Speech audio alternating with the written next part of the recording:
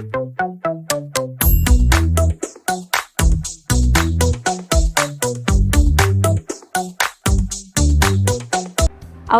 atau Autism Spectrum Disorder merupakan gangguan perkembangan syaraf yang mempengaruhi cara orang berperilaku, berkomunikasi, hingga bersosialisasi.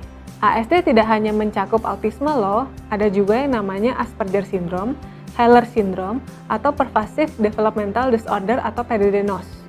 Kebanyakan individu dengan autisme akan mengalami masalah dalam hubungan sosial mereka, karena biasanya perilaku mereka berulang dan terbatas.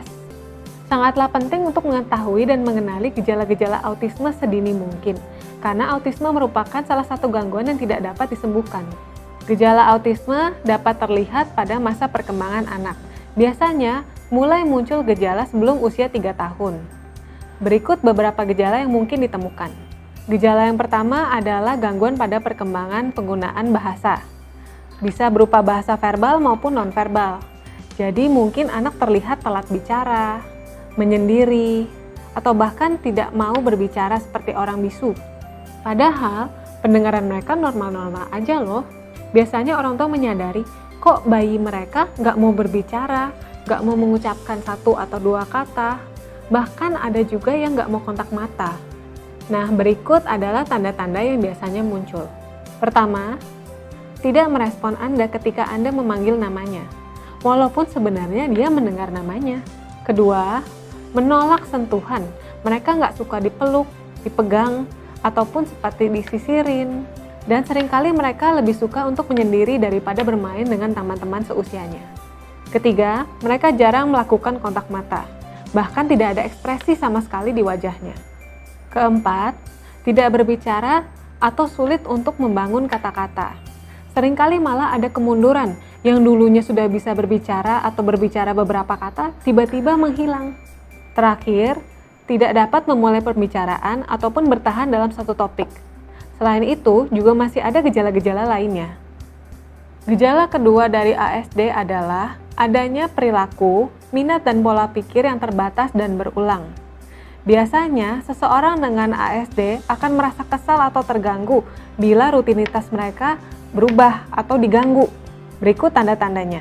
Pertama adalah adanya gerakan yang berulang-ulang, seperti tepuk tangan terus-menerus, bergoyang-goyang di posisi yang sama, ataupun berputar-putar. Kedua, adanya perilaku yang bisa menyakiti diri sendiri, seperti menggigit diri sendiri, membetur-beturkan kepala, ataupun memukul-mukul tubuhnya sendiri. Ketiga, mereka kagum dengan detail sebuah objek, misalnya seperti roda yang berputar-putar terus. Mereka akan memperhatikan itu terus, walaupun mereka nggak mengerti tujuan dan kegunaan benda itu apa. Ketiga, biasanya anak-anak dengan ASD mengalami kesulitan untuk mengikuti pelajaran di sekolah. Ada beberapa yang memiliki IQ di bawah normal atau cenderung rendah. Tapi tidak jarang juga mereka memiliki IQ yang normal bahkan lebih tinggi daripada anak-anak seusianya.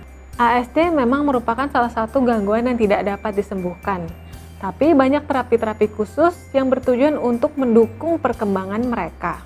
Salah satu terapinya adalah terapi komunikasi untuk memperbaiki pola komunikasi mereka, terapi social skill atau keterampilan sosial untuk mendukung perkembangan sosial mereka, hingga terapi perilaku untuk mengurangi perilaku-perilaku yang seringkali mereka lakukan secara repetitif. Dan untuk mendukung akademik mereka, biasanya akan dilakukan terapi remedial dan terapi okupasi, supaya mereka bisa belajar di sekolah dengan optimal. Kemudian, ada juga yang namanya terapi keluarga. Terapi keluarga diberikan kepada keluarga yang memiliki anak dengan gangguan autisme tadi.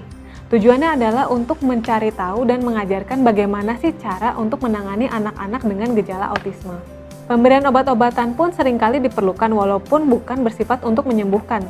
Pemberian obat-obatan lebih digunakan untuk menurunkan gejala yang dialami anak dengan ASD tadi, seperti menurunkan tingkat kemarahan, menurunkan gejala-gejala berulang, ataupun yang lainnya.